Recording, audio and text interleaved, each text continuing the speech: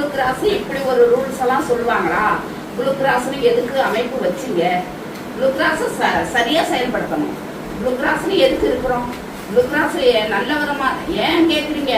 Blue cross நல்ல முறையா இதை கவனிச்சு இந்த நாடு முழுவதும் உள்ள பிள்ளைங்களை சீர்திருத்தம் பண்ணி அதுக்கு ஆபத்து உள்ள இடத்துல போய் தட்டி கேட்டு அதை நல்ல இந்த ஜீவனுக்கு ஒரு மதிப்பு வாங்கி அந்த அமைப்பு கொடுத்துருந்தா ப்ளூ கிராஸ் கண்டிப்பா எங்களை மாதிரி ஆளுகள்லாம் இதை வளர்க்கவே நாங்கள் முன் வர மாட்டோம்.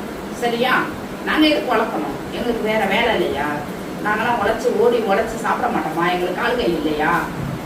நாங்கள் போராட வர இடத்துல அது அனாதையா நின்றுட்டு சாப்பாடு இல்லாமல் தண்ணி இல்லாமல் அப்படியே அடிபட்டும் மிதிப்பட்டும் விரட்டி அடிக்கிறது. இது ப்ளூ கிராஸ்ங்கிற ஒரு அமைப்பு சரியா இருந்தா இந்த நாட்டில் எங்களை மாதிரி உள்ளவங்க யாரும் டாக வளர்க்க மாட்டாங்க. அதேமாரி அனிமல் வெல்ஃபேர் போர்டுன்னு ஒரு நிறைய அதிகாரிகள் இருக்காங்க. அந்த அதிகாரிகளாம் எதுக்கு அனிமல் வெல்ஃபேர் போர்டுன்னு ஒரு டிபார்ட்மெண்ட்டை வச்சுக்கிட்டு இருக்காங்க?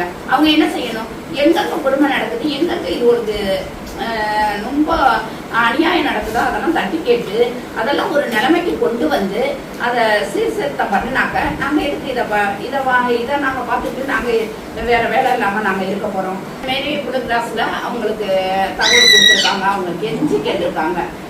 ஆஸ்பத்திரி கிடையாது, வேற இடம் மாற்றி போயிடுச்சு இப்படிலாம் சொல்லிட்டு அவங்கள ரொம்ப இன்சல்ட் பண்ணியிருப்பாங்க போல. அவங்க என்னை கால் பண்ணி போட்டாங்க, அம்மா இதை எடுத்துக்க முடியாங்க, இட வசதியும் கிடையாது இங்க, நான் எப்படி அதை பராமரிக்க முடியும்? இங்க இருந்து சென்னை போய் கூப்பிட்டு வரணும் சாதாரண விஷயமா?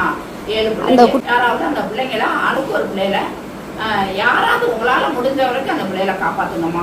இந்த மாதிரி பாவமா நம்ம காப்பாத்தினாதான் அந்த உலகத்துல வேற யாரும் அதை காப்பாற்றப்பட முடியாது. மற்ற ஜீவங்கள் வந்து அதை காப்பாற்றாது. நம்ம மனிதன் மட்டும்தான் அதை காப்பாற்ற முடியும்.